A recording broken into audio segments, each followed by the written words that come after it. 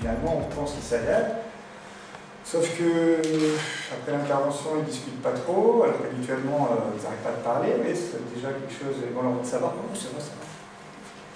Ouais, ça va. Mais habituellement, ils n'arrêtent pas de parler, et là, ils font du beau, ils aiment bien, ils chantent, enfin, c'est l'émotion des pompiers. Et là, rien. Il y a une annonce sur le moment. Moi, je le connais pas. Je ne l'ai pas pensé.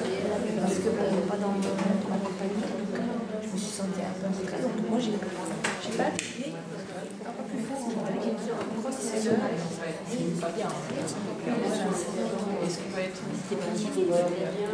Non, non, c'est que il est pas civil. Mais en inter aussi, ça se confond un peu avec mais j'ai pas aimé ça.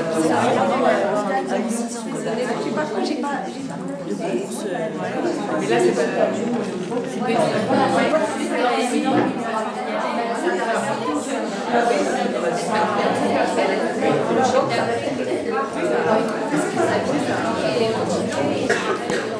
C'est quoi le traumatisme? Qu'est-ce qui va faire qu'un événement est traumatisant pour un individu?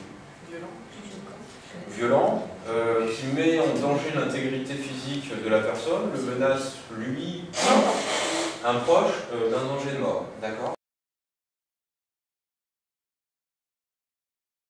Et on en a terminé.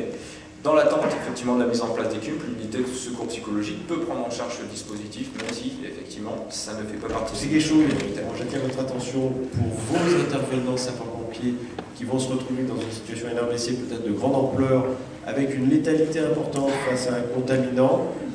Je ne suis pas sûr que l'ensemble des personnels mettent leur tenue NRBC et s'engagent en zone d'exclusion pour prendre en charge la victime.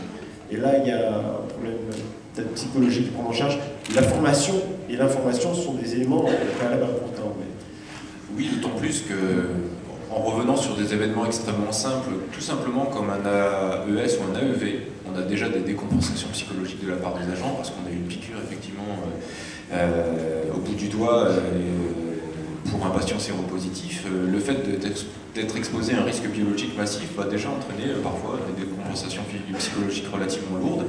Et ça fait partie de la prise en charge quotidienne. Alors là, on est sur, entre guillemets, quelque chose que l'on connaît bien. Si maintenant il y a une exposition à des neurotoxiques, des agents biologiques pathogènes dont on ignore effectivement l'impact, la décompensation derrière va être relativement lourde et la prise en charge effectivement des individus est extrêmement importante à ce niveau-là. Il ne faut surtout pas oublier le cœur de métier qui est la protection des individus.